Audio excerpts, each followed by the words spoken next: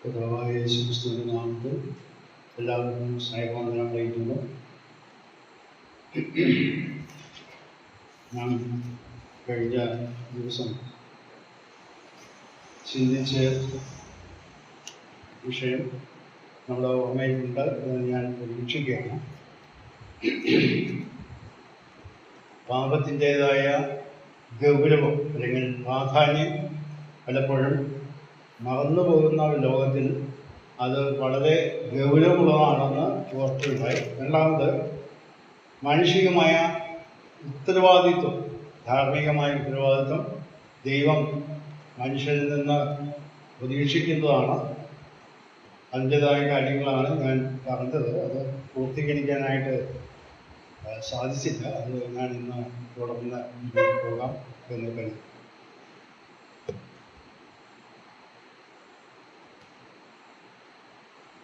ധാർമ്മികമായ ഉത്തരവാദിത്വം മനുഷ്യന് നൽകിയത് ദൈവത്തിൻ്റെ സൃഷ്ടിയിൽ ഉൾപ്പെട്ട ഒരു കാര്യമാണ്.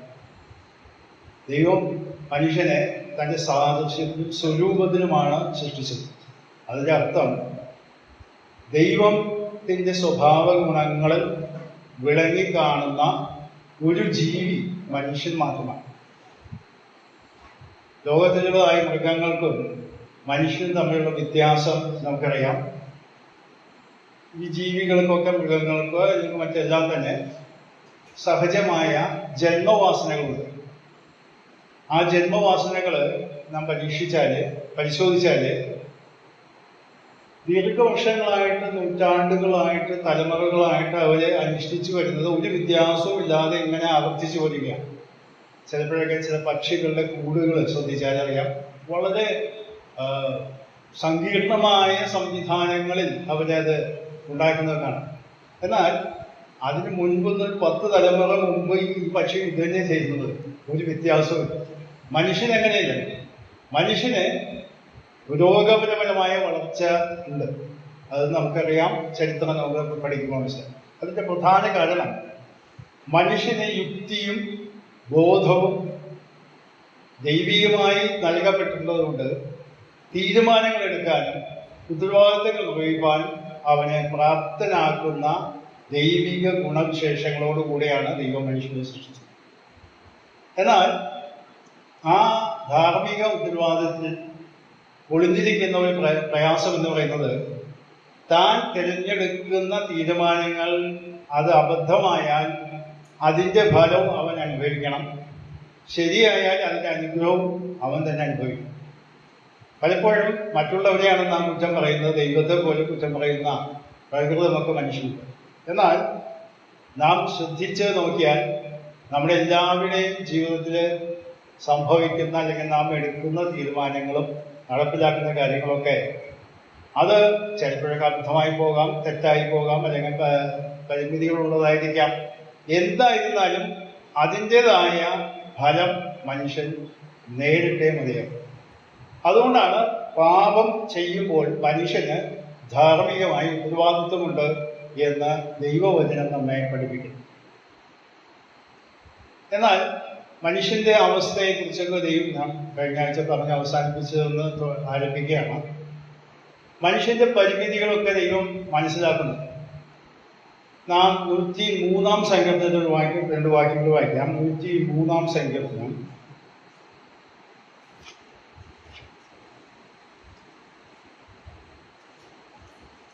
അതിലെ 10-ാം വാക്യം ഇങ്ങനെയാണ്: നമ്മുടെ പാപങ്ങൾക്ക് ഓർത്തുവേണം നമ്മോട് ചെയ്യുന്നില്ല, നമ്മുടെ അകൃത്യങ്ങൾക്ക് ഓർത്തുവേണം നമ്മോട് പകരം ചെയ്യുന്നതുമില്ല. ഇനി അതിന്റെ 14-ാം വാക്യം: അവൻ നമ്മുടെ പ്രകൃതി അറിയുന്നുവല്ലോ, നാം പൊടിയെന്ന് അവൻ ഓർക്കുന്നു. ഇവിടെ ഞാൻ ശ്രദ്ധിച്ചു നോക്കിയാല് നമ്മുടെ പ്രകൃതി എന്താണെന്ന് വ്യക്തമായി അറിയുന്ന ദൈവം നമ്മുടെ പാപങ്ങൾക്ക് ഒത്തവണ്ണം, അതായത് അതേ അളവിൽ നമ്മോട് പ്രതികാരം ചെയ്യാത്തവനാണ്. കാരണം മനുഷ്യന്റെ പരിമിതികളും ബലഹീനതകളും ഒക്കെ കണക്കിലെടുത്തുകൊണ്ട് തന്നെയാണ് ദൈവം ചെയ്യുന്നത്. എന്ന് പറഞ്ഞാലും ഉത്തരവാദിത്തത്തിൽ നിന്ന് അവൻ ഒഴിഞ്ഞു മാറാനായിട്ട് സാധ്യമല്ല. ദൈവം അവന് അവസരങ്ങൾ നൽകുന്നതായിട്ട് കാണാൻ സാധിക്കും. പിന്നെയും അവസരങ്ങൾ നൽകുന്നതായിട്ട് കാണാൻ സാധിക്കും. നാം ചരിത്രം, വേദപുസ്തക ചരിത്രം തന്നെ മനസ്സിലാക്കാനായിട്ട് ശ്രമിച്ചാൽ ഓരോ ചരിത്രങ്ങൾ നമ്മുടെ മുമ്പിൽ വരുമ്പോൾ ഞാൻ പലപ്പോഴും ചിന്തിക്കാറുള്ളതാണ് യോനയുടെ പുസ്തകത്തിലത്തെ കഥ. നമുക്ക് ചെറിയ കുട്ടികൾക്ക് പോലെ അറിയാമോ, ദൈവത്തോട് അനുസരണക്കേട് കാണിച്ച് ദൈവം പറഞ്ഞ സ്ഥലത്തേക്ക് പോകാതെ മറ്റൊരു സ്ഥലത്തേക്ക് പോയി പിന്നെ ദൈവം അവനെ ശിക്ഷിച്ച് തിരിച്ചു കൊണ്ടുവന്ന് അതേ സ്ഥലത്തേക്ക് തന്നെ ഒരു അവസരം കൂടെ കൊടുത്ത് അവനെ കൊണ്ട് കാര്യങ്ങൾ ചെയ്യിച്ചതായിട്ട് നാം വായിക്കുന്നു. എന്നിട്ടും യോനയുടെ മനോഭാവത്തിന് കാര്യമായ വ്യത്യാസമൊന്നും വന്നില്ല എന്ന് നമുക്കറിയാം. അതിന്റെ അർത്ഥം എന്നിട്ട് ദൈവം അവനെ പിന്നെ ഉപയോഗിച്ചു എന്നുള്ളത് വളരെ അത്ഭുതമായിട്ട് എനിക്ക് തോന്നി. ഇത്രയും ദൈവത്തോട് മത്സരിയായിട്ടും ദൈവത്തിനെതിരായി നിന്ന ആ വ്യക്തിയായ യോനയെ പിന്നെ എന്തുകൊണ്ട് ദൈവം ആ വ്യക്തിയെ തന്നെ ഉപയോഗിച്ച് നിനവയിലേക്ക് പറഞ്ഞയച്ചു എന്നുള്ളത്? മറ്റു ആൾക്കാർ, വേറെ ആളുകളുണ്ടല്ലോ, എന്തുകൊണ്ട്? അതായത് ദൈവം പിന്നെയും പിന്നെയും മനുഷ്യന് അവസരങ്ങൾ നൽകി ദൈവത്തിന്റെ വഴിയിലേക്ക് മടങ്ങി വരുവാനായിട്ട് ശ്രമിക്കുന്നതായിട്ട് കാണാൻ സാധിക്കും. ആ യോനയുടെ പുസ്തകം നാം വായിച്ചാൽ നമുക്കറിയാം, ദൈവത്തോട് തർക്കിക്കുന്ന 4-ാം അധ്യായത്തിലേക്ക് വരുമ്പോൾ ദൈവത്തോട് കോപിക്കുന്ന, തർക്കിക്കുന്ന ഒരു യോനയാണ് കാണുന്നത്. അവിടെ ആ ഭാഗം ഞാൻ വായിച്ചു നോക്കിയപ്പോൾ എനിക്ക് മനസ്സിലാകാൻ കഴിഞ്ഞത്, ദൈവത്തിന് അയ്യോ ഭാവം തോന്നി എന്നൊക്കെ ദൈവം പറയുന്നു. ഇവന് യാതൊരു അയ്യോ ഭാവം തോന്നി. ചിലപ്പോഴൊക്കെ ഞാൻ ചിന്തിക്കാറുണ്ട്, നമ്മൾ സുവിശേഷ പ്രവർത്തനം നടത്തുന്നത് നമ്മുടെ ചുമതല എന്ന നിലയിൽ നാം ചെയ്യും.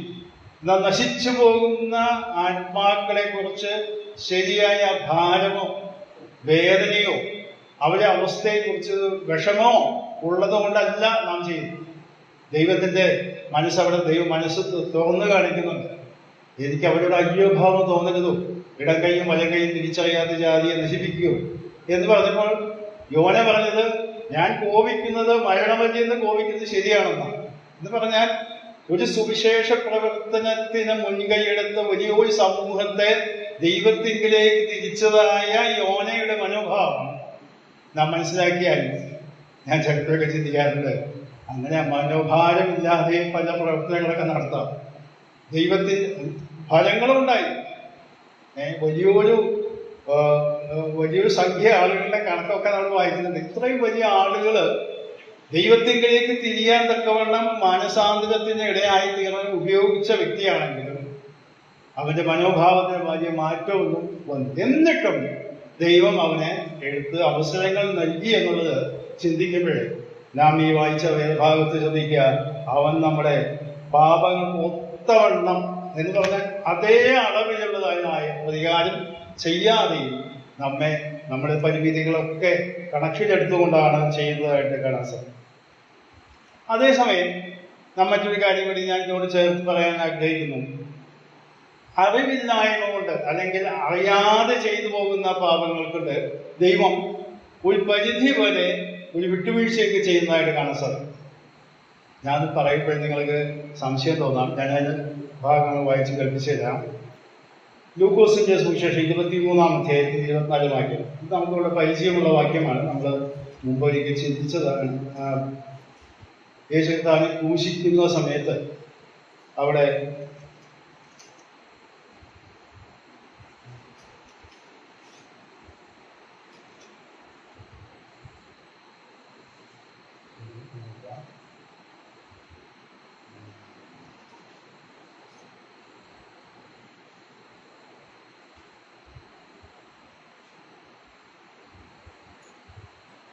ആ 34-ാമത്തെ വാക്യമാണ് അവിടെ വായിക്കുന്നത്. എന്നാൽ യേശു, പിതാവേ, ഇവർ ചെയ്യുന്നത് ഇന്നതെന്നറിയായതുകൊണ്ട് അവരോട് ക്ഷമിക്കണമേ എന്ന്. പടയാളികളുടെ കാര്യമാണ് അവിടെ പറയുന്നത്. ആ ഭാഗത്ത് നാം ശ്രദ്ധിക്കുക. പടയാളികള് അവര് തൊഴിൽ, അവരുടെ ഉത്തരവാദിത്വം അവരെ ഏൽപ്പിച്ചതായ കാര്യങ്ങൾ ചെയ്യുകയാണ്. അപ്പൊ കർത്താവിനൊരു കാര്യം മനസ്സിലായി. പീലാത്തോസ് കുറ്റക്കാരനാണ്, നിസ്കര്യോത്ത യൂദ കുറ്റക്കാരനാണ്, കയ്യഫാവ് കുറ്റക്കാരനാണ്. ഇതൊക്കെ ശരിയാണ്. അവരൊക്കെ ബോധപൂർവം അവരുടെ ഉത്തരവാദിത്തം നിർവഹിക്കാതെയാണ് ചെയ്തത്. എന്നാൽ ഇവർക്ക് വേണ്ടി ദൈവം കർത്താവ് പ്രാർത്ഥിക്കുന്നതായിട്ട് നാം കാണും. എന്തുകൊണ്ടാണ് അത് പ്രാർത്ഥിച്ചത്? അവരുടെ അജ്ഞത കൊണ്ടാണ് അത് ചെയ്തത്. കാരണം യേശു കർത്താവിനെയാണ് ക്രൂശിക്കുക എന്നുള്ള, അവര് ദൈവപുത്രനെയാണ് ക്രൂശിക്കുക എന്നുള്ള ചിന്തയിലല്ല ചെയ്തത്. ഒരു കുറ്റവാളിയെ അധികാരികൾ ഏൽപ്പിച്ചപ്പോൾ അവരെ ക്രൂശിക്കാനായിട്ടുള്ള ചുമതല ചെയ്യുന്നു എന്ന് മാത്രമേ ഉള്ളൂ. അപ്പോൾ അതിൽ നിന്ന് നാം മനസ്സിലാക്കേണ്ടത് ദൈവം ആ കാര്യങ്ങളൊക്കെ ശരിയായി മനസ്സിലാക്കി തന്നെയാണ് നമ്മോട് ഇടപെടുന്നത്. അറിവില്ലായ്മ കൊണ്ട് ചെയ്യുന്ന കാര്യങ്ങൾക്ക് ചില വിട്ടുവീഴ്ചകളൊക്കെ ദൈവം തന്നെ ചെയ്യുന്നതായിട്ട് കാണാൻ സാധിക്കും. ചില അവസരങ്ങൾ പിന്നീട് കൊടുക്കുന്നതായിട്ട് കാണാൻ സാധിക്കും. അപ്പോസ്തല പ്രവൃത്തി 3-ാം അധ്യായത്തിന്റെ 17-ാം വാക്യം നമുക്ക് ഇതോട് ചേർത്ത് വായിക്കാം. അവിടെ അപ്പോസ്തലൻ പത്രോസ് ചെയ്യുന്ന പ്രസംഗത്തിലെ ഒരു വാചകമാണ്. സഹോദരന്മാരെ, നിങ്ങളുടെ പ്രമാണികളെ പോലെ നിങ്ങളും അറിയായ്മ കൊണ്ട് പ്രവർത്തിച്ചു എന്ന് ഞാൻ അറിയുന്നു. നിങ്ങളും നിങ്ങളുടെ നേതാക്കൾ അറിയായ്മ കൊണ്ട്. ഏതാ അറിയായ്മ? ഞാൻ കുഴിതിലേക്ക് വായിക്കുന്നുണ്ട്. അവർ തേജസ്സിന്റെ കർത്താവിനെ അറിഞ്ഞിരുന്നുവെങ്കിൽ തേജസ്സിന്റെ കർത്താവിനെ ക്രൂശിക്കുകയില്ലായിരുന്നു എന്ന് പറഞ്ഞാൽ തിരിച്ചറിഞ്ഞില്ല. ദൈവപുത്രനാണെന്നും മശീഹയാണെന്നും കൃത്യമായി തിരിച്ചറിയാൻ കഴിയാതെ അവരുടേതായ മതത്തിൻ്റെതായ ചിന്തകളിൽ അവരറിയും. ഇപ്പൊ പത്രോസ് ഇവിടെ പറയുന്നത് എന്താ പറയാമോ? നിങ്ങൾ അറിയായ്മ കൊണ്ടാണ് അത് ചെയ്യുന്നത്. എന്നാൽ ഇപ്പോൾ നിങ്ങൾ എന്ത് ചെയ്യണം? മാനസാന്തരപ്പെടും. അതാണ് പറഞ്ഞതിന്റെ അർത്ഥം. പത്രോസ് പ്രസംഗിക്കുന്നത് ദൈവമോ തന്റെ ക്രിസ്തു കഷ്ടം അനുഭവിക്കുന്ന സകല പ്രവാചകന്മാരും മുഖാന്തരം മുന്നറിയിച്ചതിനെ നിവർത്തിച്ചു. അതിനുശേഷം പറയും, ആകയാൽ നിങ്ങളുടെ പാപങ്ങൾ മാനിക്കേണ്ടതിന് മാനസാന്തരപ്പെട്ട് തിരിച്ചോളൂ. ഒരിക്കൽ കർത്താവിനെ ഞങ്ങൾക്ക് വേണ്ട, ഇവനെ ക്രൂശിക്കുക എന്ന് പറഞ്ഞു. കർത്താവിനെ തിരിച്ചറിയാതെ ചെയ്തതാണെങ്കിലും ഇപ്പോൾ ദൈവം അവർക്ക് അവസരം കൂടി കൊടുത്തു. കുറെ പേര് അതിൽ മാനസാന്തരപ്പെട്ടു എന്ന് നമുക്കറിയാം. എന്നാൽ മഹാഭൂരിപക്ഷം വരുന്നവരും കർത്താവിനെ സ്വീകരിക്കാനായിട്ട് തയ്യാറായി. മൂന്നാമതൊരു ഉദാഹരണം കൂടി ഞാൻ ചൂണ്ടിക്കാണിക്കാം. അപ്പോസ്തലൻ പൗലോസ് തന്റെ സാക്ഷ്യം പറയുന്ന ഒരു ഭാഗം 1 തിമോഥെയോസ് 1-ാം അധ്യായത്തിന്റെ 13-ാം വാക്യം. 1 തിമോഥെയോസ് മുമ്പേ ഞാൻ ദൂഷികനും ഉപദ്രവിയും ദുഷ്ടനുമായിരുന്നു, എങ്കിലും അവിശ്വാസത്താൽ അറിയാതെ ചെയ്തതുകൊണ്ട് എനിക്ക് കരുണ ലഭിച്ചു. ഇവിടെ ശ്രദ്ധിക്കുക, പൗലോസ് പരീശനാണ്, യഹൂദ മതത്തിൽ വളരെ പരിജ്ഞാനമുള്ള വ്യക്തിയാണ്. പക്ഷേ അവന്റെ മതത്തിൻ്റെതായ ആ കാര്യങ്ങൾക്ക് എതിരായിട്ട് നീങ്ങുന്ന ഒരു പ്രസ്ഥാനം ദൈവികമല്ല എന്നുള്ള ധാരണയിലാണ് പൗലോസ് ഇത്രയും ശക്തമായ രീതിയിൽ വിശ്വാസ സമൂഹത്തിനെതിരായിട്ട് പ്രവർത്തിച്ചത്. ദൈവം അവനെ ഇടപെട്ടു, അവൻ മാനസാന്തരപ്പെട്ടു, ദൈവം ഭാഗ്യം അവൻ താഴ്ന്നു, ദൈവത്തിന്റെ കൽപ്പന അനുസരിച്ച് കാര്യങ്ങൾ ചെയ്ത് മുമ്പോട്ട് പോകുമ്പോൾ ഇപ്പോൾ തിമോഥെയോസ് എഴുതുന്ന ലേഖനത്തിൽ താൻ പറയുകയാണ്. അതിന് മുമ്പത്തെ വാചകത്തിൽ ഞാൻ പറയുന്നത് താഴോട്ട് പറയും, ഞാൻ ദൂഷകൻ, ഉപദ്രവി, നിഷ്ഠൂരൻ എന്നൊക്കെ തന്നെ വിശേഷിപ്പിക്കും. എങ്കിലും അവിശ്വാസത്താൽ അറിയാതെ ചെയ്തുകൊണ്ട് എനിക്ക് കരുണ ലഭിച്ചു എന്ന് പറഞ്ഞാൽ, ചിലപ്പോഴൊക്കെ നമ്മുടെ അജ്ഞത കൊണ്ടോ അറിവില്ലായ്മ കൊണ്ട് ചെയ്ത കാര്യങ്ങൾക്കും ദൈവം നമുക്ക് കരുണ കാണിച്ച് പിന്നെയും അവസരങ്ങൾ നൽകും. അപ്പോൾ തന്നെ നാം മനസ്സിലാക്കണം, നമ്മുടെ ഉത്തരവാദിത്തത്തിൽ നാം ഒഴിഞ്ഞു മാറുന്നില്ല. അത് നമ്മുടെ മുമ്പിലുണ്ട്. ദൈവം അവസരങ്ങൾ നൽകുമ്പോൾ, പിന്നീട് അവസരങ്ങൾ നൽകുമ്പോൾ അത് പ്രയോജനപ്പെടുത്തി ദൈവം മുമ്പാകെ താഴുവാൻ കഴിയണം. അതുകൊണ്ടാണ് പൗലോസ് അവിടെ പറയുന്നത്, എനിക്ക് ശക്തി നൽകി. അതൊക്കെ പലരും വാക്യം തെറ്റായിട്ടാണ് വ്യാഖ്യാനിക്കാറ്. ഈ 12-ാം വാക്യം സാക്ഷ്യം പറയുമ്പോൾ പലരൊക്കെ പറയണം, എനിക്ക് ശക്തി നൽകിയ കർത്താവ്, എന്നെ വിശ്വസ്തൻ നേടി എന്നൊക്കെ വലിയ അഭിമാനത്തോടുകൂടി പറയുന്നത് ഞാൻ കേട്ടു. പൗലോസ് പറഞ്ഞത് അങ്ങനെ ആശയത്തിലൊന്നുമില്ല. പൗലോസ് അവിടെ പറഞ്ഞത്, ഇത്രയും മോശക്കാരനായ എനിക്ക് ദൈവം അവസരം നൽകിയായിരുന്നു, ദൈവം വിശ്വസ്തനായിട്ട് ശുശ്രൂഷകൾക്ക് ഏൽപ്പിച്ചു എന്നുള്ളത് ഇവിടെ അത്ഭുതത്തോടു കൂടെയാണ് ഇവിടെ പൗലോസ് അത് പറയുന്നതായിട്ട് കാണിക്കുന്നത്. ആ ഭാവിയിൽ ഞാൻ ഒന്നാമൻ എന്ന് പറഞ്ഞുകൊണ്ട് താൻ ഏറ്റുപറയുന്ന രംഗമാണ് ഇത്. അപ്പോൾ ഞാൻ പറയാൻ ഉദ്ദേശിച്ചത്, അങ്ങനെയുള്ളൊരു അവസരമുണ്ടെങ്കിലും ദൈവം പിന്നെ അവസരം നൽകുമ്പോൾ അത് പ്രയോജനപ്പെടുത്താനായിട്ട് നമുക്ക് കഴിയും. യൂദാസ്കറിയോത്തിന്റെ കാര്യത്തിൽ നമുക്കറിയാം, നാം വിശദമായി ചിന്തിച്ചതാണ്. യൂദാസ്കറിയോത്ത് അവന് വളരെയധികം മുന്നറിയിപ്പുകൾ കർത്താവ് നൽകി. തന്നെ ഒറ്റിക്കൊടുക്കാനായിട്ട് പണം പറഞ്ഞ് ഒത്തു കഴിഞ്ഞിട്ടും അവസാന നിമിഷത്തിന് പിന്മാറാനായിട്ട് കർത്താവ് അവനോട് സൂചിപ്പിക്കുകയും പറയുകയും ചെയ്തിട്ടുണ്ട്. മനഃപൂർവം ആ അവസരങ്ങൾ നിഷേധിച്ച് അവരുടേതായ തെറ്റായ മാർഗത്തിലേക്ക് പോയതായിട്ടാണ് കാണുന്നത്. അപ്പോൾ ആ ഉത്തരവാദിത്തത്തിൽ നിന്ന് ഒഴിഞ്ഞു മാറാൻ നിവൃത്തിയില്ല. ദൈവം നൽകുന്ന രണ്ടാമത്തെ അവസരങ്ങൾ, അല്ലെങ്കിൽ പിന്നീട് ലഭിക്കുന്ന കരുണ ലഭിക്കുന്ന അവസരങ്ങൾ പ്രയോജനപ്പെടുത്തി ദൈവത്തോട് വിശ്വസ്തരായിരിക്കുകയാണ് നമുക്ക് കഴിയേണ്ടത്. ഞാൻ ഇന്ന് രാവിലെ പത്രം വായിച്ചുകൊണ്ടിരുന്നപ്പോൾ ഇന്നത്തെ മനോരമ പത്രത്തിലൊരു ലേഖനം ആർട്ടിഫിഷ്യൽ ഇൻ്റലിജൻസ്, അതായത് നിർമ്മിത ബുദ്ധി, അതിനെപ്പറ്റിയുള്ള ലേഖനം നമ്മളത് വീട്ടിൽ പോയി വായിച്ചു നോക്കിയാൽ അതിൽ ആ ലേഖനം എഴുതിയ സ്ത്രീയാണ്. അവർ എഴുതിയിട്ടുള്ളത് നിർമ്മിത ബുദ്ധി ഇങ്ങനെ ഈ റോബോട്ടുകളൊക്കെ ഏൽപ്പിച്ചു കഴിഞ്ഞാൽ എല്ലാ ജോലിയും ചെയ്യും. നേരത്തെ എഴുന്നേൽക്കുമ്പോൾ ചായ ഉണ്ടാക്കി തരും, ഭക്ഷണം ഉണ്ടാക്കി തരും, വസ്ത്രം അലക്കും, ഇസ്തിരി ചെയ്യും, എല്ലാം ചെയ്യും. ഒരു കാര്യം എനിക്ക് ചെയ്യേണ്ട ഒരു ഉത്തരവാദിത്വം എഴുതും. എന്നിട്ട് അതിൻ്റെ അവസാനം അദ്ദേഹം ആ ലേഡി എഴുതിയിട്ടുള്ളത് ഇങ്ങനെയാണ്: എനിക്ക് യുക്തിപരമായി ചിന്തിച്ച് കാര്യങ്ങൾ ചെയ്യാനുള്ള കഴിവ് പോലും ഈ യന്ത്രമനുഷ്യൻ കാരണം നഷ്ടപ്പെടും. കാരണം ഒന്നും എനിക്ക് ആലോചിക്കേണ്ട, എല്ലാം ഈ യന്ത്രമനുഷ്യൻ ചെയ്തു തരും. അങ്ങനെ ഒരു കാലഘട്ടം വന്നാൽ ദൈവം എനിക്ക് നൽകിയിട്ടുള്ളതായ തെളിഞ്ഞെടുക്കാനും ചിന്തിച്ച് കാര്യങ്ങൾ ചെയ്യാനും യുക്തമായി ചെയ്യാനുള്ള കഴിവ് എനിക്ക് നഷ്ടപ്പെട്ടു പോകും. അതൊരു വലിയ ആപത്താണ് എന്ന് ആ ലേഖനത്തിന്റെ അവസാനം വനിത എഴുതിയതായിട്ട് ഞാൻ വായിച്ചു. ഞാൻ ചിന്തിക്കുകയുണ്ടായി, ശരിയാ, ദൈവം മനുഷ്യനെ ചിന്തിക്കാനും തീരുമാനങ്ങളെടുക്കാനും ശരിയായ കാര്യങ്ങൾ ചെയ്യാനുള്ള സ്വാതന്ത്ര്യവും യുക്തിയും ബുദ്ധിയും ഒക്കെ നൽകിയാണ് മനുഷ്യൻ സൃഷ്ടിച്ചത്. എന്നാൽ ഇന്നത്തെ കാലഘട്ടത്തിന്റെ പ്രത്യേകത കൊണ്ട് ഇതൊന്നും ആവശ്യമില്ല. പണമുണ്ടെങ്കിൽ, കുറച്ച് പണമുണ്ടെങ്കിൽ അതിന് കൊടുത്താൽ എല്ലാ കാര്യങ്ങളും ചെയ്ത് ഈ യന്ത്രം മനുഷ്യൻ ചെയ്തു കഴിഞ്ഞെങ്കിൽ ഞാനൊന്നും തീരുമാനമെടുക്കണ്ട. എൻ്റെ ആവശ്യം എന്താണോ അറിഞ്ഞ് ഭക്ഷണം പാകം ചെയ്യുന്നത്, ഭക്ഷണം വിളമ്പി തരുന്നു, പാത്രം കഴുകി തരുന്നു, ഒരു കാര്യം ചെയ്യാനായിട്ട് ഞാൻ ശ്രമിക്കേണ്ട എന്ന് പറഞ്ഞപ്പോൾ ആ സ്ത്രീ എഴുതിയ വാചക അവസാനത്തെ എൻ്റെ ഞാൻ ഈ പറഞ്ഞ വിഷയത്തോട് ഞാൻ ബന്ധിക്കുക. മനുഷ്യനെ ദൈവം പ്രത്യേകമായി സൃഷ്ടിച്ചപ്പോൾ, ദൈവത്തിന്റെ സാദൃശ്യത്തിനും സ്വരൂപത്തിനും സൃഷ്ടിച്ചപ്പോൾ, അതിൻ്റെ ഉദ്ദേശം തെറ്റും ശരിയും തിരഞ്ഞെടുത്ത് മറിച്ച് ആ കാര്യങ്ങൾ ചെയ്യാനുള്ളതായ അവസരമുണ്ടാകാൻ വേണ്ടിയാണ് ഞാൻ എൻ്റെ അടുത്ത പോയിന്റിലേക്ക് കടക്കാനായിട്ട് ആഗ്രഹിക്കുന്നു. എന്നാൽ ഈ പാപത്തിൻ്റെതായ ഈ ഫലം മുഖാന്തരം മനുഷ്യനുണ്ടാകുന്നതായ കുറ്റബോധം അത് തെറ്റായതും ശരിയായ കുറ്റബോധവുമായിട്ട് മാറും. മൂന്നാമത്തെ പോയിന്റ് ഞാൻ കൊണ്ടുവരുന്നത് അതാണ്. തെറ്റായ കുറ്റബോധം, ശരിയായ കുറ്റബോധം. എന്താ അങ്ങനെ പറഞ്ഞ് ചിന്തിച്ചാല് വേദപുസ്തകത്തിൽ തന്നെ അതിന് വ്യക്തമായ തെളിവുകൾ നമ്മുടെ മുന്നിലുണ്ട്.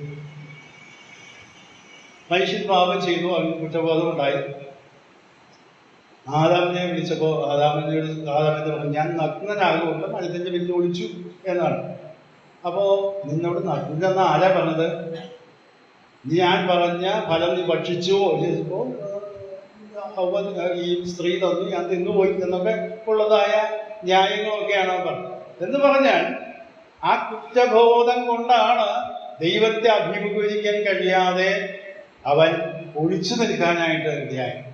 അപ്പോൾ മനുഷ്യന്റെ ഉള്ളിൽ ഈ സംവിധാനം ദൈവം വെച്ചിട്ടുണ്ട്. തെറ്റ് ചെയ്താൽ ഈ കുറ്റബോധം അവനെ അലട്ടിക്കൊണ്ടിരിക്കും. എന്നാൽ ഈ കുറ്റബോധം ശരിയായ മാനസാന്തരത്തിലേക്ക്, പശ്ചാത്താപത്തിലേക്ക് കൊണ്ടുവന്നില്ലെങ്കിൽ ഇതുകൊണ്ട് യാതൊരു പ്രയോജനം. ഇത് പറഞ്ഞാൽ ഈ ലോകത്തിൽ പല നമുക്കറിയാം, ഞാൻ നേരത്തെ പറഞ്ഞല്ലോ, യൂദാസ്കറിയോത്തിന് പാപബോധം ഉണ്ടായി, കുറ്റബോധം ഉണ്ടായി. ഞാൻ കുറ്റമില്ലാത്ത രക്തം കാണിച്ചു കൊടുത്തു എന്ന് പറഞ്ഞാൽ പണം തിരികെ കൊടുക്കാനായിട്ട് ശ്രമിച്ചു. അവരത് വേണ്ടെന്ന് പറഞ്ഞാൽ വലിച്ചെറിഞ്ഞാൽ പോയി. പിന്നെ അവൻ ചെയ്തത് എന്താ? ആത്മഹത്യ ചെയ്തു. അല്ലാതെ കർത്താവിന്റെ അടുക്കിലേക്ക് വരാനോ അത് തിരിച്ചു വരാനോ അവന് കഴിയാത്ത രീതിയിലുള്ള മാനസികാവസ്ഥയിലേക്ക് അവനായിത്തീർന്നു.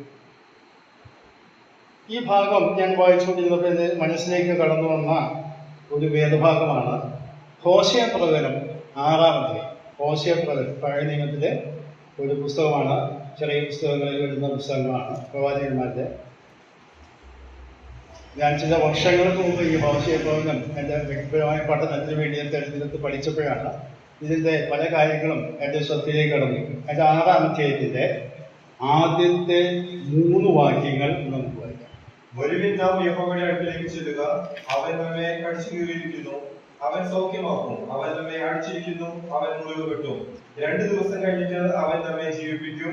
3-ാം ദിവസം അവൻ നമ്മെ എഴുന്നേൽപ്പിക്കും. നാം അവന്റെ മുമ്പാകെ ജീവിക്കുകയും ചെയ്യും. നാം അറിഞ്ഞുകൊണ്ട് യഹോവയെ അറിയുവാൻ നാം ഉത്സാഹിക്കുക.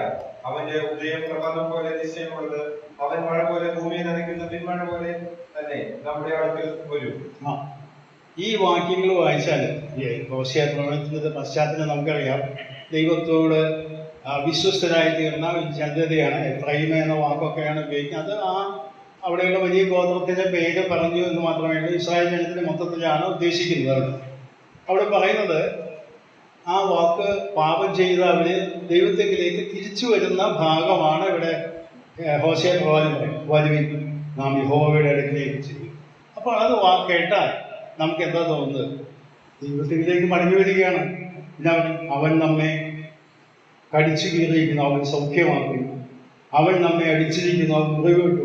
2 ദിവസം കഴിഞ്ഞിട്ട് അവൻ നമ്മെ ജീവിപ്പിക്കും. അങ്ങനെ പറഞ്ഞ് നാം അറിഞ്ഞുകൊള്ളുക, യഹോവയെ അറിയുക, നാം ഉത്സാഹിക്കുക. അവന്റെ ഉദയം പ്രഭാതം പോലെ നിശ്ചയമുള്ള എന്ന് പറഞ്ഞാൽ നമുക്ക് അത് വായിക്കുമ്പോൾ തോന്നാവുന്നത് എന്താണെന്നറിയാമോ? ഈ ജനത്തിന്റെ ഒരു മാനസാന്തരം വന്നിട്ടുണ്ട്. അവരുടെ അവസ്ഥയെക്കുറിച്ച് ദൈവത്തിന്റെ അടുക്കിലേക്ക് മടങ്ങി വരികയാണ്. എന്നാൽ 4-ാം വാക്യം നാം ഒന്ന് ശ്രദ്ധിച്ച് വായിച്ചു നോക്കുക.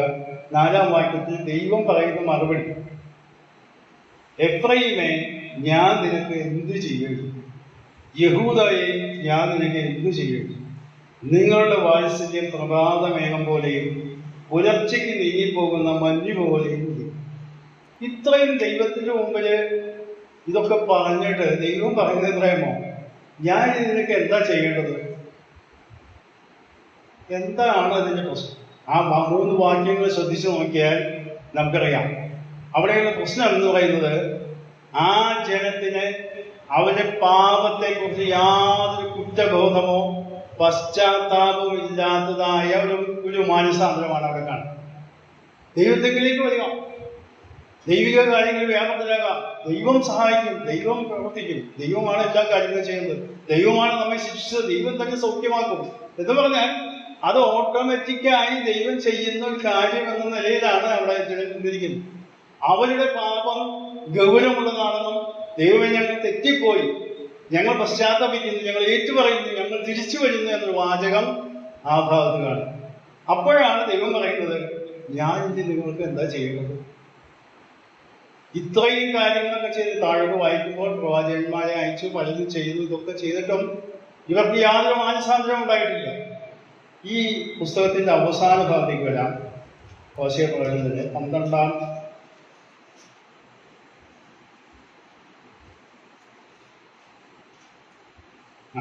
അധ്യായം, അതിന്റെ അവസാന ഭാഗം, അതിന്റെ 1-2 വാക്യങ്ങൾ വായിക്കും. ഇസ്രായേലേ, നിന്റെ ദൈവമായ യഹോവയുടെ അടുക്കലേക്ക് മടങ്ങി ചെല്ലുക. നിന്റെ അകലത്തിന്റെ നിമിത്തം അല്ലോ നീ വീണിരിക്കുന്നത്. നിങ്ങൾ അനുതാപവാക്യങ്ങളോടുകൂടെ യഹോവയുടെ അടുക്കൽ മടങ്ങി ചെന്ന് അവരോട് സകല അകൃത്യത്തെയും ക്ഷമിച്ച് ഞങ്ങളെ കൃപയോടെ കൈക്കൊള്ളണമേ. എന്നാൽ ഞങ്ങൾ ഞങ്ങളുടെ അതിരാത്മകമായ കാലങ്ങളെ അർപ്പിക്കും. മതി. ഇവിടെ ശ്രദ്ധിക്കുക, അവസാനിപ്പിക്കുമ്പോൾ ദൈവം അവരോട് അവന്റെ യഥാർത്ഥ ചിത്രം വരച്ച് കാണിക്കുകയാണ്. എന്താ പറയുന്നത്? നിന്റെ അകൃത്യ നിമിത്തമാണ് നിനക്ക് ഈ സംഭവങ്ങളൊക്കെ ഉണ്ടായി. നീ പ്രവാസത്തിലേക്ക് പോകുന്നു, അല്ലെങ്കിൽ ശിക്ഷാക്രമങ്ങളിലേക്ക് കടക്കുന്നത്. നിങ്ങൾ അനുതാപവാക്യങ്ങളോടുകൂടെ യഹോവയുടെ അടുക്കിലേക്ക് മടങ്ങി ചെല്ലും. അങ്ങനെ വരുമ്പോൾ മാത്രമേ ഈ കാര്യത്തിൽ നിങ്ങൾക്ക് ദൈവത്തിന്റെ മുമ്പിൽ നിന്ന് കരുണ ലഭിക്കാനായിട്ട് ഇടയുള്ളൂ എന്നാണ് ഈ പറഞ്ഞത്. പലപ്പോഴും വിശ്വാസ സമൂഹത്തിൽ, നമ്മുടെയൊക്കെ വിശ്വാസ കൂട്ടങ്ങളിൽ ഞാൻ പറയുന്ന കാര്യം ശ്രദ്ധിച്ചു കേൾക്കുക. പലപ്പോഴും ഇതുപോലെയുള്ളതായ ഈ ഹോശേയ 6-ാം അധ്യായത്തിൽ പറഞ്ഞതുപോലെയുള്ളതായ മാനസാന്തരങ്ങളും തിരുത്തലുകളുമാണ് പലപ്പോഴും നടക്കുന്നത്. എന്ന് പറഞ്ഞാൽ, ഞാൻ ചെയ്ത് തെറ്റിപ്പോയി, എനിക്ക് അബദ്ധം പറ്റി, എന്നോട് ക്ഷമിക്കണം എന്നല്ല അവർ പറയുന്നത്. ചില വർഷങ്ങൾക്ക് മുമ്പ്, 7 വർഷങ്ങൾക്ക് മുമ്പ് ഞാൻ ഒരു യുവാവായിരുന്ന സമയത്ത് ഞങ്ങളുടെ സഭയിൽ ഒരു പ്രശ്നമുണ്ടായത് ഞാനിപ്പോൾ ഓർക്കുന്നു. അത് 2 പ്രമുഖന്മാരായ വ്യക്തികളാണ് സഭയിലെ. അവർ തമ്മിൽ ചില പ്രശ്നങ്ങളൊക്കെ ഉണ്ടായി. അവസാനം അതൊരു സഭയിലെ ഒരു വലിയൊരു ഇഷ്യൂ ആയിട്ട് മാറിയപ്പോൾ വലിയ ആളുകളൊക്കെ ഇടപെട്ട്, പുറമേന്ന ആളുകളൊക്കെ ഇടപെട്ട് കാര്യങ്ങൾ ഒത്തുതീർപ്പാക്കാൻ ശ്രമിച്ചു. അപ്പോൾ ഈ 2 പേർക്കും യാതൊരു കുറ്റബോധവുമില്ല. ഇത് അവസാനിപ്പിക്കാതെ എന്നാൽ സഭയ്ക്ക് മുമ്പോട്ട് പോകാനും സാധിക്കാത്ത സാധിക്കും. അവസാനം ഒരു ഒത്തുതീർപ്പുണ്ടാക്കിയത് രണ്ടുപേരും സ്വഭാവത്തെ ഞങ്ങൾ ഖേദിക്കുന്നു എന്നൊരു വാക്ക് പറയണം. ഞങ്ങൾ ഖേദിക്കുന്നു എന്ന് മാത്രം പറയണം. അങ്ങനെ നമുക്ക് അവസാനിപ്പിക്കാം. അങ്ങനെ രണ്ടുപേരും കയറി ഞങ്ങളുടെ ഭാഗത്തുണ്ടായിരുന്നു, ഞങ്ങൾ ഖേദിക്കുന്നു പ്രാർത്ഥിച്ചു, പ്രശ്നം അവസാനിപ്പിച്ചു.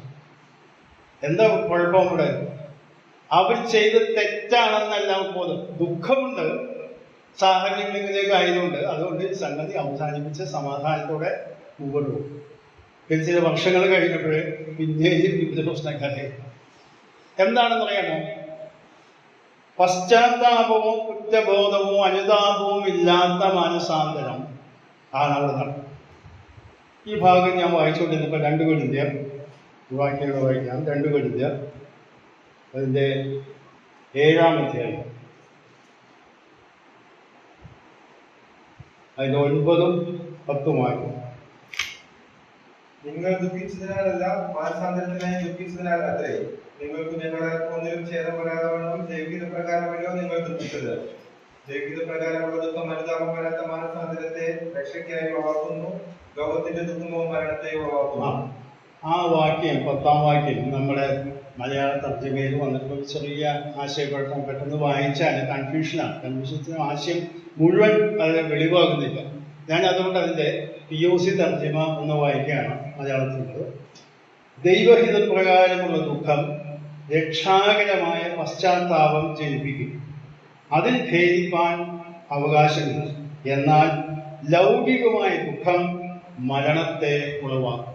എന്ന് പറഞ്ഞാൽ ദൈവഹിതപ്രകാരമായ ദുഃഖം രക്ഷാകരമായ പശ്ചാത്താപം ഉളവാക്കും.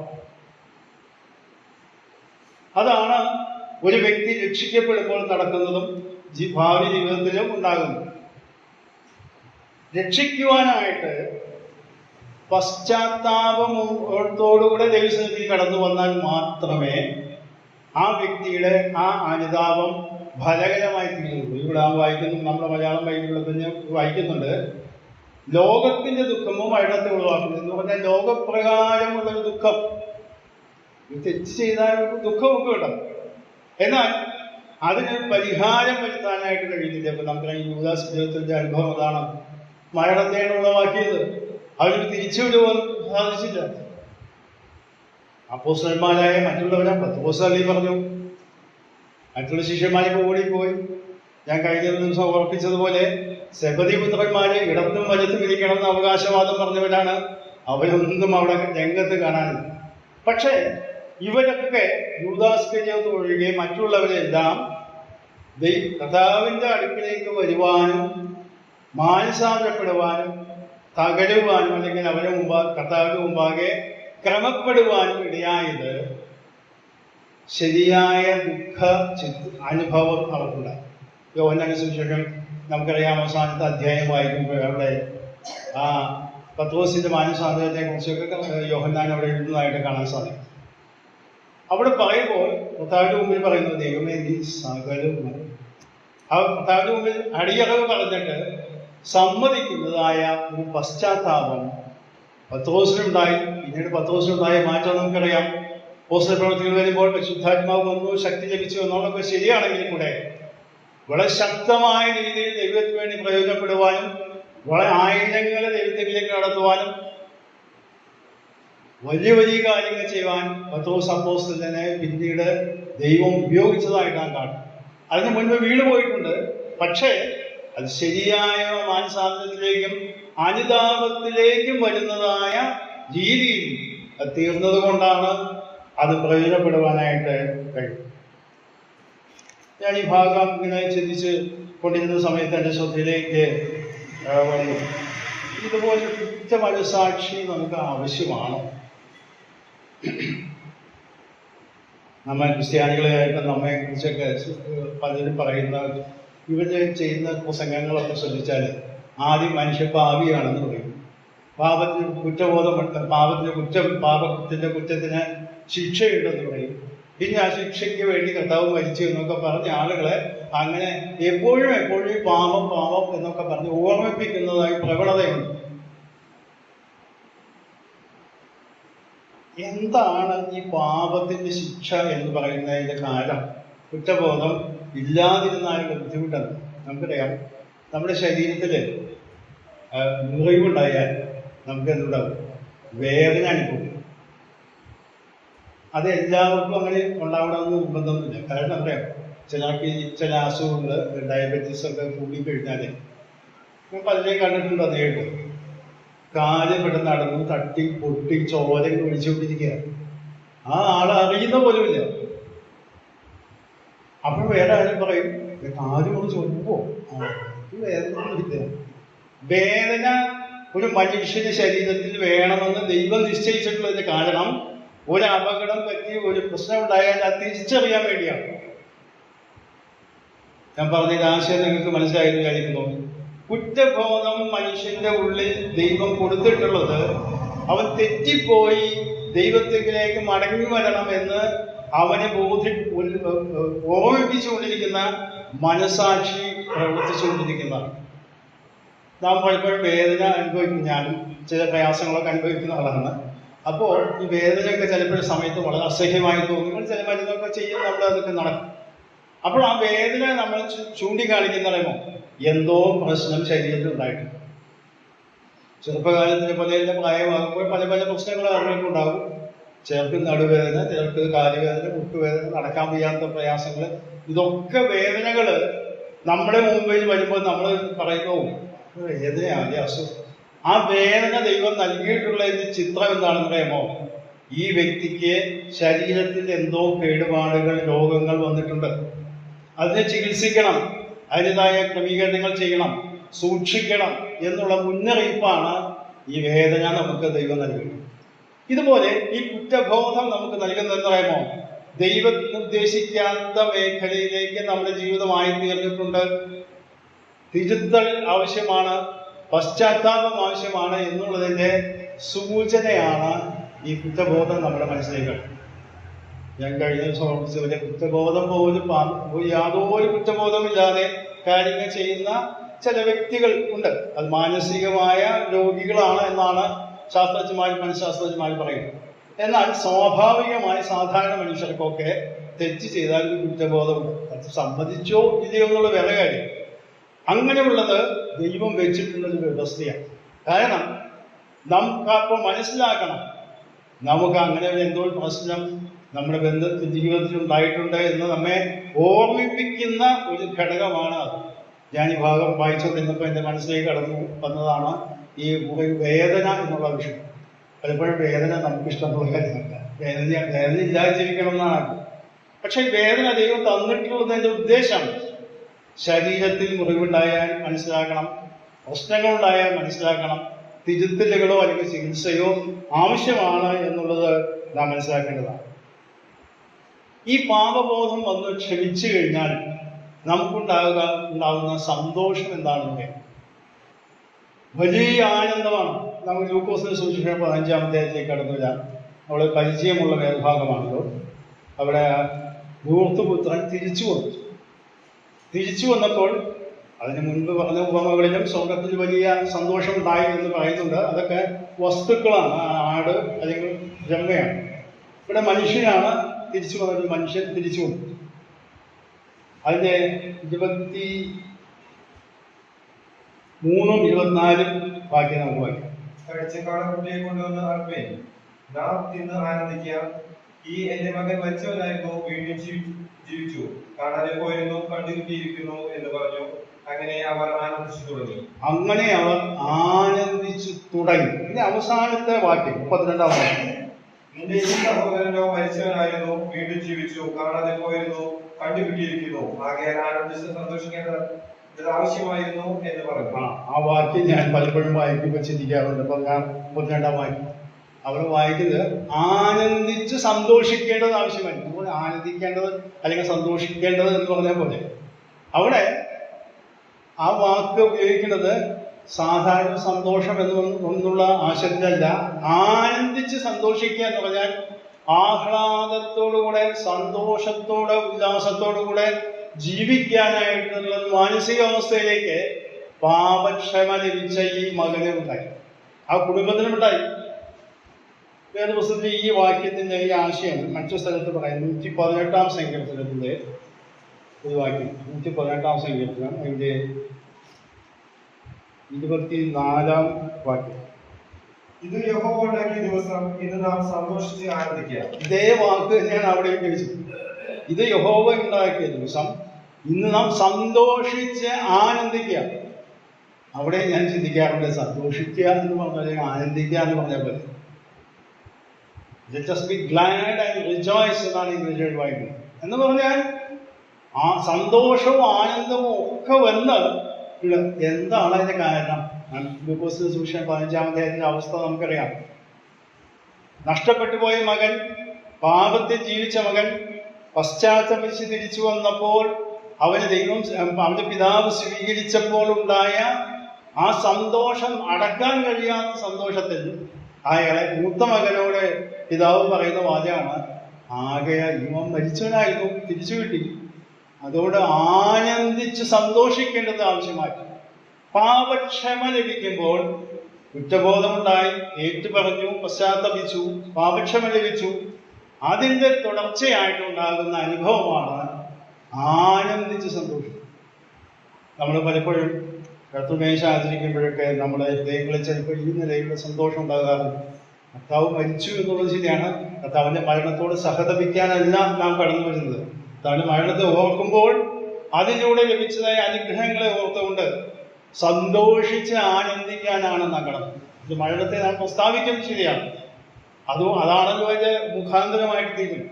എന്നാൽ അതിൽ ആനന്ദിച്ച് സന്തോഷിക്കാൻ, അത് മുഖാന്തരം ലഭിച്ച വലിയ അനുഗ്രഹങ്ങൾ ഇതിനെ പ്രാപ്തനാക്കിയല്ലോ എന്ന് പറഞ്ഞ ദൈവസന്നിധിയിൽ ആനന്ദിക്കാനും സന്തോഷിക്കാനും നമ്മുടെ ഹൃദയം കഴിയുന്നു. അത് കഴിയണമെങ്കിൽ നമ്മുടെ പാപത്തിന്റെ ക്ഷമ ലഭിച്ചു എന്നുള്ളതായ വലിയ ഉറപ്പും അറിവും നമ്മുടെ ജീവിതത്തിൽ ഉണ്ടാകും. പലപ്പോഴും നമ്മുടേതായ പരിമിതികളിൽ, ഈ ലോകത്തിലെ കാര്യങ്ങളിലൊക്കെ ആവശ്യമായി ഇവിടെ വന്ന് നിൽക്കുമ്പോൾ എപ്പോഴും നിരാശയും ദുഃഖമൊക്കെയാണ്. പല പരാതികൾ നമുക്കുണ്ട്, അതൊക്കെ ശരിയായിരിക്കും. എന്നാൽ പാപക്ഷമ ലഭിച്ച വ്യക്തിക്ക്, കുറ്റബോധം മാറിയ വ്യക്തിക്ക് സന്തോഷിച്ച് ആനന്ദിക്കാനുള്ളതായ ഒരവസ്ഥ ദൈവം നൽകിയിരിക്കുക. പ്രിയമുള്ള വിശ്വാസികളെ, ഞാൻ നിങ്ങളോട് പങ്കുവയ്ക്കാൻ ആഗ്രഹിക്കുന്നതാണ്, മനുഷ്യനെ പാപം ചെയ്താൽ അതിന് ഉത്തരവാദിത്വമുണ്ട്. ആ ഉത്തരവാദിത്വം ശരിയായ മാനസാന്തരത്തിലേക്ക് കടന്നു വന്നാൽ, രക്ഷാകരമായ മാനസാന്തരത്തിലേക്ക് വന്നാൽ, അതുമൂലം ലഭിക്കുന്നതായ പാപത്തിൽ നിന്നുള്ളതായ കുറ്റബോധത്തിൽ നിന്ന് വിടുതൽ പ്രാപിക്കുമ്പോൾ അവന് ലഭിക്കുന്നതായ സന്തോഷവും ആനന്ദവും അനുഭവിച്ചറിയേണ്ടതാണ്. പലപ്പോഴും പലരും ലോകത്തുള്ള ആളുകളൊക്കെ വളരെ സന്തോഷിച്ച് ആനന്ദിക്കുന്ന രംഗങ്ങളൊക്കെ ഉണ്ട്, നമുക്കറിയാം. അങ്ങനെയുള്ള ആളുകളെ നമ്മൾ പലപ്പോഴും പരിചയപ്പെട്ടു. എന്നാൽ നാം അവരോട് അടുത്ത് പെരുമാറി ചോദിച്ചാൽ താൽക്കാലികമായ ചില സാഹചര്യങ്ങളിൽ സന്തോഷിക്കുന്നവരാണ്.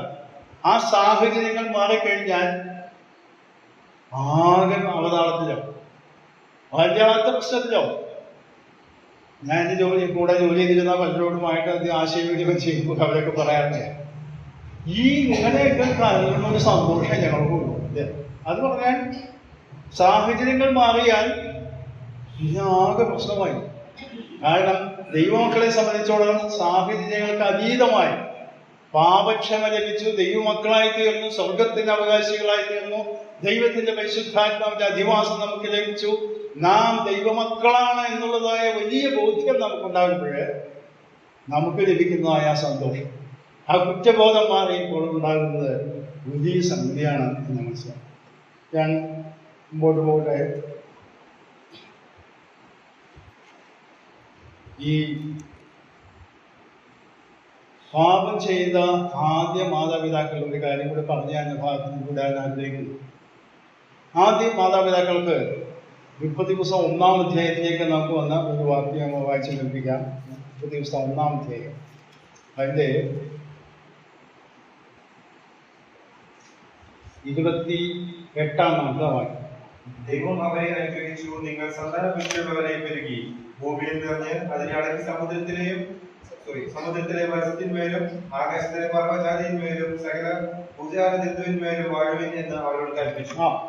ദൈവം മനുഷ്യനെ സൃഷ്ടിച്ച് ആദ്യം തോട്ടത്തിലാക്കിയപ്പോൾ ആദമും ഹവ്വയോടും പറഞ്ഞതായിട്ടാണ് എഴുതിയിട്ടുണ്ട്. അവിടെ എന്താ എഴുതിയിരിക്കുന്നത് ശ്രദ്ധിച്ച് വായിച്ചോ.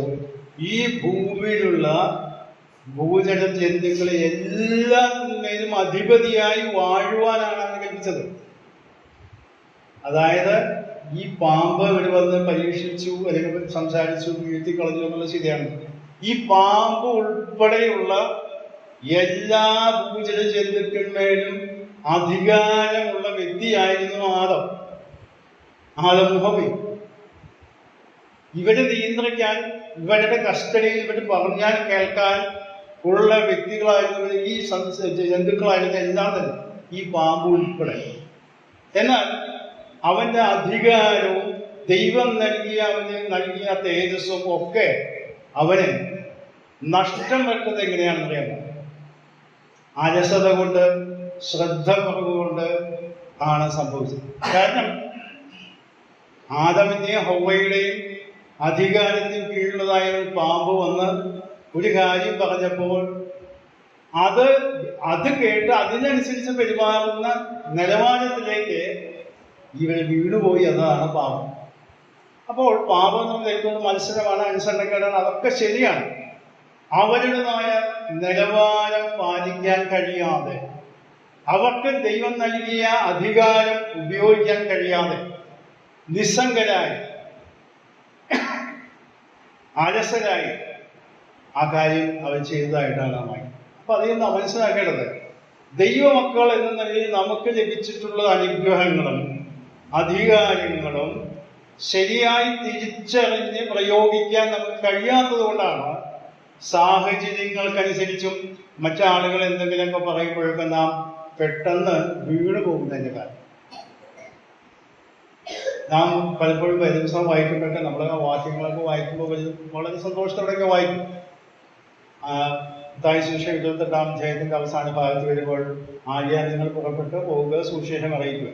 എന്നിട്ട് പറഞ്ഞത്, ഭൂമിയിൽ സകല അധികാരവും എനിക്ക് നൽകിയിരിക്കുന്നു എന്ന് പറഞ്ഞാൽ കർത്താവ് ലഭിച്ച അധികാരത്തിന്റെ അടിസ്ഥാനത്തിലാണ് നാം ആത്മീയ ശുശ്രൂഷകളും സുവിശേഷ പ്രവർത്തനങ്ങളും ചെയ്യുന്നത്. പലപ്പോഴും നമ്മൾ ഭയപ്പെട്ടും അല്ലെങ്കിൽ എന്നെ കൊണ്ടൊന്നും പറ്റില്ല, ഞാൻ പറഞ്ഞാൽ കേൾക്കുവായിരിക്കും എന്നൊക്കെയുള്ള സങ്കോചം നമുക്കുണ്ട്. പലപ്പോഴും പലരും നമ്മളെ കളിയാക്കുകയോ പരിഹസിക്കുകയോ ചെറുതാക്കാനൊക്കെ ശ്രമിക്കുമ്പോഴേ നമ്മൾ പലപ്പോഴും അത് ചെയ്യാം എന്നൊക്കെ പറഞ്ഞ് വിഷമിക്കും. എന്നാൽ ദൈവം നമുക്ക് നൽകിയിട്ടുള്ള കർത്താവായ യേശുക്രിസ്തു നൽകിയ അധികാരം, സകല അധികാരം നൽകപ്പെട്ട കർത്താവ് ആണ് നമ്മെ ഈ കാര്യങ്ങളെ ഏൽപ്പിച്ചിട്ടുള്ളത്. അതുകൊണ്ട് ആ അധികാരം ശരിയായ രീതിയിൽ വിനിയോഗിച്ചിട്ട് വേണം നാം ഈ കാര്യങ്ങൾ ചെയ്യാൻ. നാം സാധാരണ മനുഷ്യരാണ്, ബലഹീനതകളുള്ളവരാണ്, ഇതൊക്കെ ശരിയാണ്. എന്നാൽ നമ്മൾ വ്യാപരിക്കുന്ന അധികാരം നാം പ്രയോഗിക്കുമ്പോൾ സാത്താന്റെ ശക്തികളെയും ലോകത്തിൻ്റെതായ തന്ത്രങ്ങളെയും സാഹചര്യങ്ങളെയും അതിജീവിക്കാനുള്ളതായ ശക്തി നമുക്ക് ലഭിക്കും.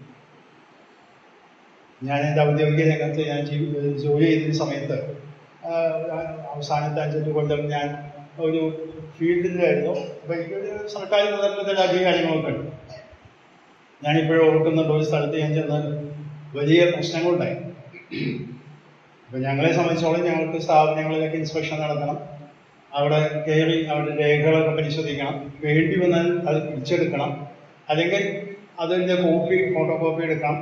ഇനി എന്തെങ്കിലും പ്രശ്നങ്ങളുണ്ടായി അടുത്ത പോലീസ് സ്റ്റേഷൻ റിപ്പോർട്ട് ചെയ്ത് അവരെ വിളിച്ചുകൊണ്ട് വന്ന് ഇവരെ തടസ്സം ചെയ്യണം. ഇതൊക്കെയുള്ള ആളാണ് കാര്യം. അപ്പൊ ഞാൻ ഒരു ദിവസം ഞാൻ അവിടേക്ക് പോയതല്ല, വേറെ വഴിക്ക് തിരിച്ചു പോരുന്ന സമയത്ത് ഞാൻ കളമശ്ശേരിയിലായിരുന്നു ജോലി ചെയ്തത്. അപ്പോൾ ഒരു സ്ഥാപനത്തിൽ ഇങ്ങനെ ഒരു സ്ഥാപനം നടക്കുന്നത് ഞാൻ കണ്ടു. ഞാൻ വൈകുന്നേരം 4 മണിയായി കാണിച്ചത്. ഞാൻ ജോലിയൊക്കെ ഏകദേശം അവസാനിപ്പിച്ചുകൊണ്ട് വരുമ്പോൾ ഞാൻ ആ സ്ഥാപനത്തിലേക്ക് അപ്പോൾ അവിടെ ചെന്നപ്പോൾ ആകെ 3-4 പണിക്കാരേ ഉള്ളൂ. അതിൽ 1-2 പേര് ഹിന്ദിക്കാരാണ്. എനിക്കാണെങ്കിൽ ഹിന്ദി അത്ര വലിയ പരിചയം. ഞാൻ ഉള്ള രീതിയിലൊക്കെ വിളിച്ച് ചോദിച്ചു ആരൊക്കെ എന്താ എന്നൊക്കെ ചോദിച്ചപ്പോൾ അവർ ആകെ ഒരു പരിധിയുണ്ട്. അപ്പോൾ ഉള്ള അവസ്ഥയിൽ പറഞ്ഞു വിടാൻ ഉത്തരവാദപ്പെട്ട ആരും തൽക്കാലം ഇല്ല. അപ്പോൾ ഞാൻ പറഞ്ഞു നിങ്ങളുടെ ഓഫീസ് എവിടെയാണ്? അതുകൊണ്ട് ഓഫീസിൽ കയറി ഞാൻ അവരുടെ അറ്റൻഡൻസ് രജിസ്റ്ററും ഗേജ് രജിസ്റ്ററും അതൊക്കെ സാധനങ്ങളൊക്കെ എടുക്കും. ഞാനതൊക്കെ പരിശോധിച്ചപ്പോൾ അവിടെ കുറേ ജോലിക്കാരുണ്ട്. അപ്പോൾ അത് ഞങ്ങളുടെ സ്ഥാപനം PSIയുടെ വരുന്നതാണോ ഇല്ലയോ എന്ന് എനിക്ക് അറിയാൻ വയ്യ. ഞാൻ ചോദിച്ചു കുറക്കും വലിയ പിടിയൊന്നുമില്ല. ഞാനിത് പരിശോധിച്ച് കഴിഞ്ഞപ്പോൾ ഞാൻ അവിടെ ഒരു നോട്ട് എഴുതി വെച്ചിട്ട് പോകും. ഞാൻ ഈ സ്ഥാപനത്തിൻ്റെ സർപ്രൈസ് വിസിറ്റ് നടത്തി. ഉത്തരവാദപ്പെട്ട ആരും ഇവിടെ ഉണ്ടായിരുന്നില്ല. അതുകൊണ്ട് ഇതിൻ്റെ രേഖകൾ എൻ്റെ ഓഫീസിൽ കൊണ്ടുവന്ന് കാണിക്കണം എന്ന് കഴിഞ്ഞ് ഞാൻ സീറ്റിൽ വെച്ച് ഒപ്പ് വെച്ച് അവിടെ വെച്ച് മേശപ്പുറത്ത് വെച്ച് ഞാനിവിടെ പോയി. പിറ്റേ ദിവസം ഒരാൾ ഓടിക്കളിച്ച് എൻ്റെ ഓഫീസിലേക്ക്, നിങ്ങൾ ആരും ചോദിച്ചിട്ട് എൻ്റെ കമ്പനി കയറിയത്, എൻ്റെ കമ്പനിയിൽ ഞാനില്ലാത്തപ്പോൾ നിങ്ങൾ ആരാണ് കയറാനുള്ള അവകാശം, അതാണ് ഇതാണെന്നൊക്കെ പറഞ്ഞു. ഞാൻ ശാന്തമായിട്ട് കേട്ടു.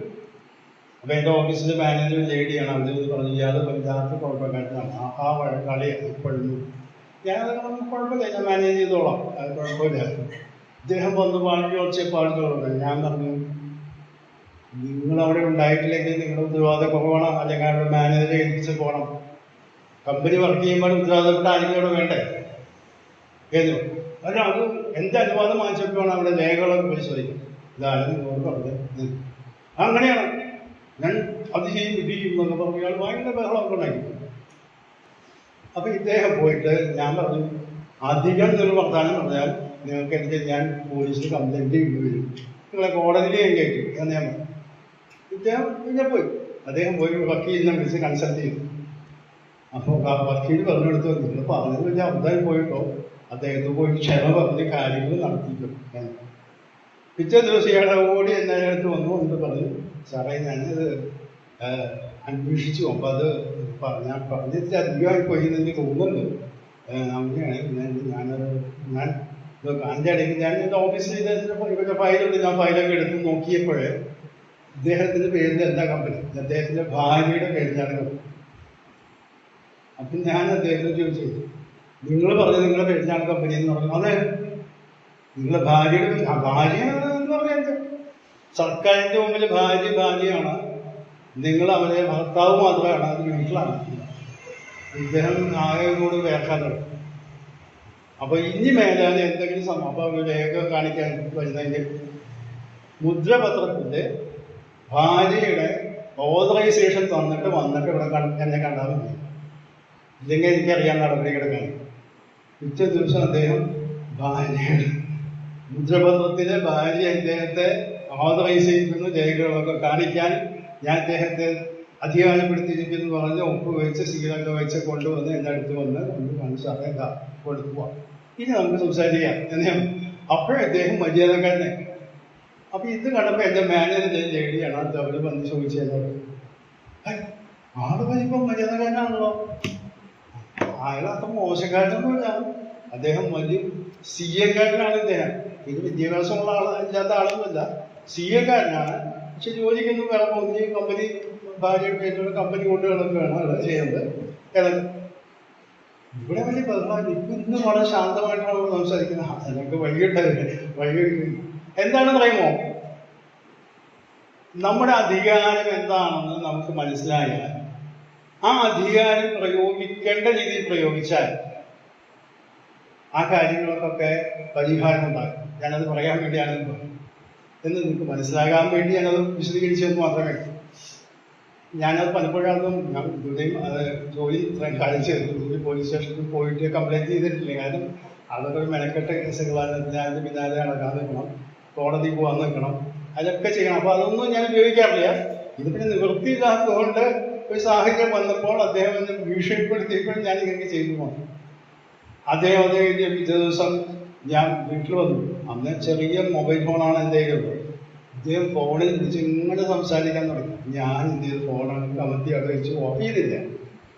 5 മിനിറ്റ് കഴിഞ്ഞപ്പോൾ ഞാൻ ഫോൺ എടുത്ത് നോക്കി. അപ്പം ഞാൻ പറയുന്നൊന്നും സാറ് ശ്രദ്ധിക്കുന്നില്ലല്ലേ, ഞാൻ ഇതായത് പറയുന്നത് ശ്രദ്ധിക്കണം, പറയാതെ പറഞ്ഞു കഴിഞ്ഞെങ്കിൽ ഞാൻ ഓഫ് ചെയ്യാൻ നോക്കിയപ്പോൾ അദ്ദേഹം ഞാൻ ഓഫ് ചെയ്ത് വെച്ചു. അപ്പോഴേ വളരെ മര്യാദക്കാരനായി അദ്ദേഹം തീർന്നു.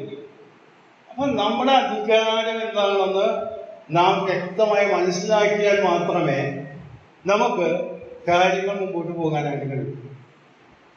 ഞാനിത് പറയാൻ കാരണം നാം പലപ്പോഴും നമ്മെ പറ്റി വിചാരിക്കുന്നത് ഒരു സാധാരണക്കാരൻ, വിശ്വാസി, അങ്ങനെ എല്ലാ പ്രിയമുള്ളവരെ നാം ദൈവമക്കളാണ്.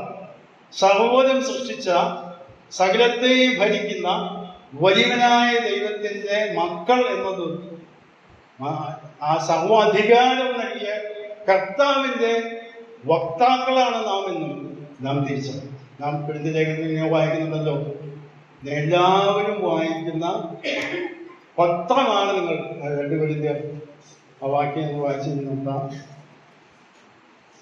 2 കൊരിന്ത്യർ 3-ാം അധ്യായത്തിന്റെ 2-ാം വാക്യം. ഞങ്ങളുടെ ഹൃദയങ്ങളിൽ എഴുതിയതായി സകല മനുഷ്യനും പറയുന്നതും വായിക്കുന്നതുമായ ഞങ്ങളുടെ പത്രം നിങ്ങൾ തന്നെ. അതിന്റെ അടുത്ത വാചകം കൂടെ, ഞങ്ങളുടെ ശുശ്രൂഷയാലുണ്ടായ ക്രിസ്തുവിൻ പത്രമായി നിങ്ങൾ വെളിപ്പെടുത്തുമല്ലോ. മതി. ഇവിടെ നോക്കുക, നമ്മൾ വെളിപ്പെടേണ്ടത് ക്രിസ്തുവിന്റെ പത്രം എന്ന് പറഞ്ഞാൽ ക്രിസ്തുവിന്റെ പ്രതിനിധികളായിട്ട് നമ്മൾ വെളിപ്പെടണം. നാം വിചാരിക്കുന്നത് നാം എന്തെങ്കിലും പറഞ്ഞാൽ ആളുകൾ എന്തെങ്കിലും പറയണമെന്നല്ല. കർത്താവിന്റെ പത്രങ്ങളായിട്ട് അല്ലെങ്കിൽ കർത്താവിന്റെ റെപ്രസെന്റേറ്റീവായിട്ടാണ് നാം ജീവിക്കുന്നത്. അതുകൊണ്ട് വളരെ ധൈര്യത്തോടുകൂടെ ദൈവമുമ്പാകെ ജീവിപ്പാൻ, സന്തോഷത്തോടെ ജീവിപ്പാൻ ദൈവം നമ്മെ സഹായിക്കട്ടെ. ഈ ചിന്തകളാൽ ഇന്നത്തെ ക്ലാസ് ഞാൻ അവസാനിപ്പിക്കുകയാണ്. അടുത്ത വിഷയത്തേക്ക് കടക്കാനായിട്ട് സമയം ഇല്ലാത്തതുകൊണ്ട് ദൈവം അനുവദിച്ചാൽ അടുത്ത ദിവസം തുടരുന്നതാണ്.